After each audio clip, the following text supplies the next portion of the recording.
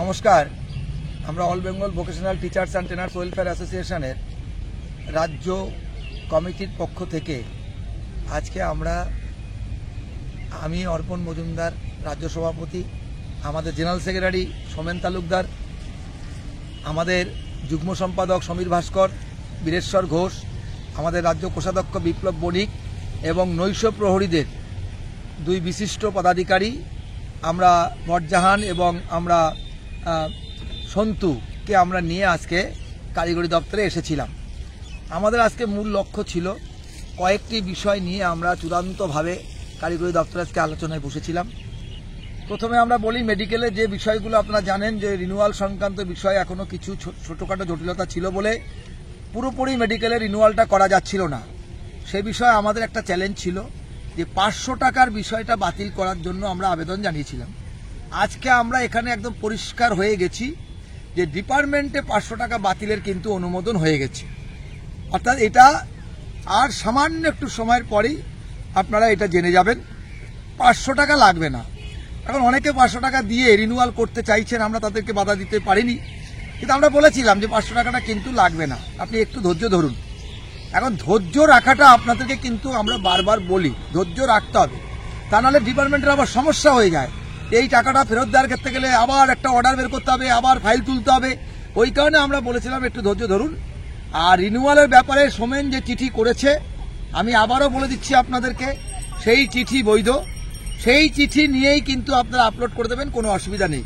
আমরা শুনেছি আগামীকাল একটা পিনাকিবাবুর নেতৃত্বে একটা গুগল মিটিং হবে কাউন্সিলের পক্ষ থেকে। হ্যাঁ, আপনারা অংশগ্রহণ করবেন, আমরা সেখানে আপনাদের অনুমতি দিচ্ছি।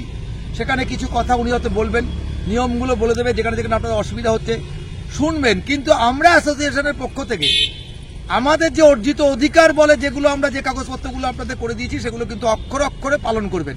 এটা আমি আপনাদের একদম দর্থহীন ভাষায় বলে দিলাম। সেখান থেকে আপনারা কেউ বিচ্যুতি হবেন না। আর যাদের লিস্টে, অর্থাৎ 100 যে 5 জনের লিস্টে নাম ছিল না, তাদের মধ্যে কোনো আতঙ্কিত হওয়ার কোনো কারণ নেই, তারাও সব রিনিউয়াল করে দেবেন, কেউ বাদ যাবেন না। সেখানে যাদের ডিএবএলটি আছে তারা ওখানে আপলোড করে দেবেন, কোনো অসুবিধা নেই ওখানে। এবং আপনারা ডিএইচএমএসকে আমরা এখানে মান্যতা দিয়েছে কারিগরি দপ্তর। আজকে আমরা চেয়ারপারসনের সঙ্গে কথা বলে নিয়েছি, আপনারা মান্যতা পেয়ে যাবেন। পূর্ণেন্দুবাবু সেটা দেখে দিয়েছেন, আপনারা সেটা করে ফেলবেন, কোনো অসুবিধা নেই। এবং আমরা নৈশ পরিদের নিয়ে আজকে ব্যাপকভাবে এখানে আলোচনা করেছি। তাদের ব্যাংকের মাধ্যমে যে বেতন আইএসএমএস পোর্টালে নাম নথিভুক্ত করানোর জন্য আমরা চেয়ারপারসনকে আজকে বিশালভাবে অনুনয় বিনয় করেছি, সমস্ত ডকুমেন্ট সাবমিট করেছি। সোমেন, সমীর, একযোগে বিপ্লব আমরা সেখানে আবেদন করেছি, নৈশপরীরাও কথা বলেছে। স্যার বিষয়টা অত্যন্ত সহানুভূতির সঙ্গে গ্রহণ করেছেন এবং উনি বলেছেন আমার পক্ষ থেকে যা যা করণীয় আমি কিন্তু সবটাই করব, আমি কথা দিলাম। এবং আপনারা রিনিউয়ালের জন্য এইবার প্রস্তুত হয়ে যান, তাতে আপনাদের গাইড করবে আমাদের সোমেন আছে, সমীর আছে, আমি আছি।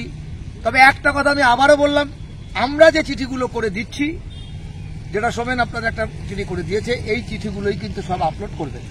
নতুন কোনো কাগজ আপলোড করার ক্ষেত্রে আমাদের সঙ্গে কথা বলে করবেন। কোনো পরামর্শ আসতেই পারে, সেটা আপনারা শুনবেন, কিন্তু পরামর্শটা চূড়ান্ত করার আগে আমাদের সঙ্গে একটা আলোচনা করে নেবেন।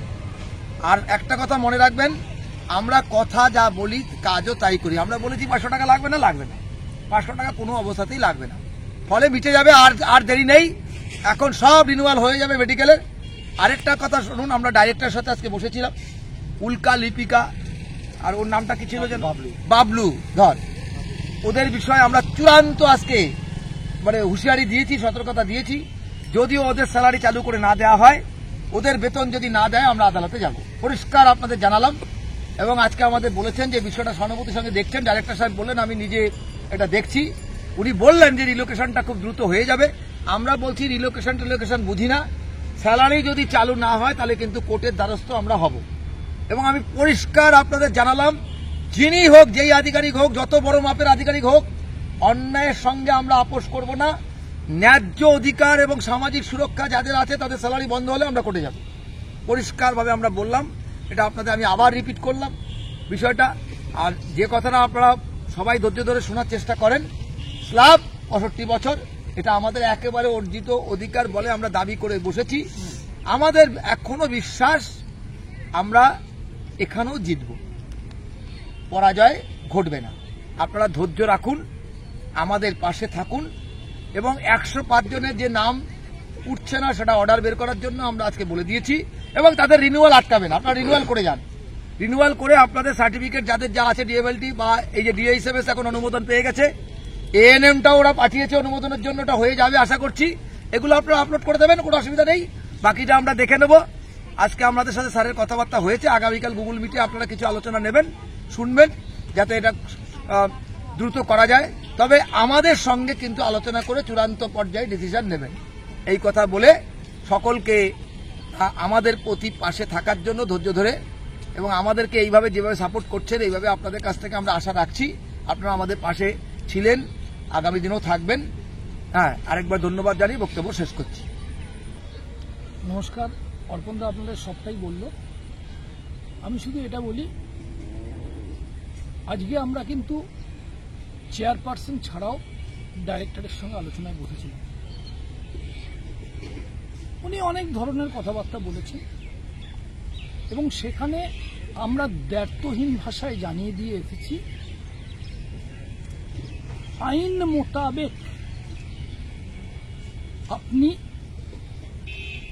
2021 সালের জিও আসার পর কোনো শিক্ষক প্রশিক্ষকের যাদের 60 বছর আছে তাদের মাসিক ভাতা বন্ধ রাখতে পারেন না, এবং এই সংক্রান্ত বিষয়ে এখনো উনি রিলোকেশন এসওপির কথা বলেন। এসওপি তো আছে, আবার নতুন এসওপি কি হবে, রিলোকেশনের কোনো জিও বা অর্ডার বার করার কথা আমরা ওনার মুখে শুনিনি, দুর্ভাগ্যজনক। আমরা শুধু এইটুকুনি বলছি পরিষ্কার করে যে যদি যতদিন এদের মাসিক ভাতা বন্ধ রাখা হয়েছে ততদিনের টাকা এরিয়ার দিয়ে ফেরত না দেয়া হয়, তাহলে পরবর্তী লড়াইটা মহামান্য হাইকোর্টেই হবে। এটা দ্ব্যর্থহীন ভাষায় আমরা জানিয়ে দিয়েছি, আপনাদেরও জানিয়ে দিলাম। আইন মোতাবেক যা হওয়ার তাই আমরা করব।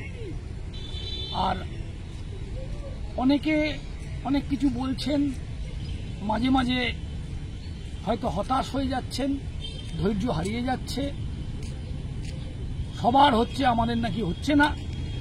শুধু একটা কথা বলবো, দেখুন না কি হয়।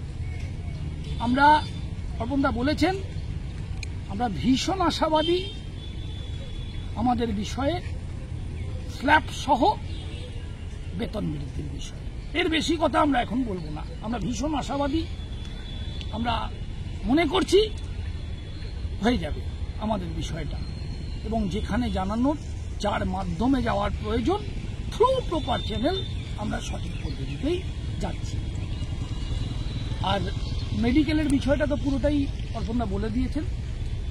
কালকে মিটিং করবে কাউন্সিল, সেখানে স্টেপ বাই স্টেপ তারা দেখাবে। আপনারা অবশ্যই দেখুন স্টেপ বাই স্টেপ, এবং বিভিন্ন জায়গায় করতে গিয়ে আপনাদের কিছু ভুল হচ্ছে, সেই ভুলগুলো পর কিভাবে করতে হবে তারা বলবে, আপনারা শুনবেন। আর যাদের 105 জন যাদের নাম নেই, ভিটিসির নাম নেই, সেগুলো নিয়েও আমাদের সঙ্গে কথা হয়েছে। সেই সংক্রান্ত ফাইল ওরা অবশ্যই তুলবেন। এইগুলোর মধ্যে অনেকগুলো কোয়ালিফিকেশান উনি মান্যতা পায়, তাই পোর্টালে গিয়ে আপনারা আপনাদের মতো অ্যাফিলিয়েশনের কাজকর্ম করবেন, এবং পরবর্তীকালে যেগুলো মান্যতা পেয়ে গেছে সেগুলো অটোমেটিক্যালি অ্যাপ্রুভাল পেয়ে যাবে, এবং অন্যগুলোর জন্য জিও বেরোবে।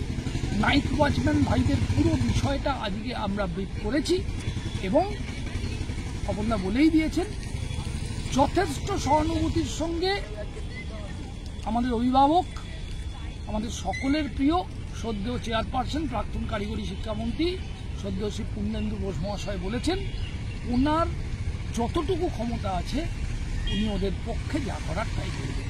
তাই বলছি, আস্থা রাখুন, সঙ্গে থাকুন। আশা করছি আমরা পারবো, আমরা যা চাইছি সে জায়গায় পৌঁছতে। নমস্কার।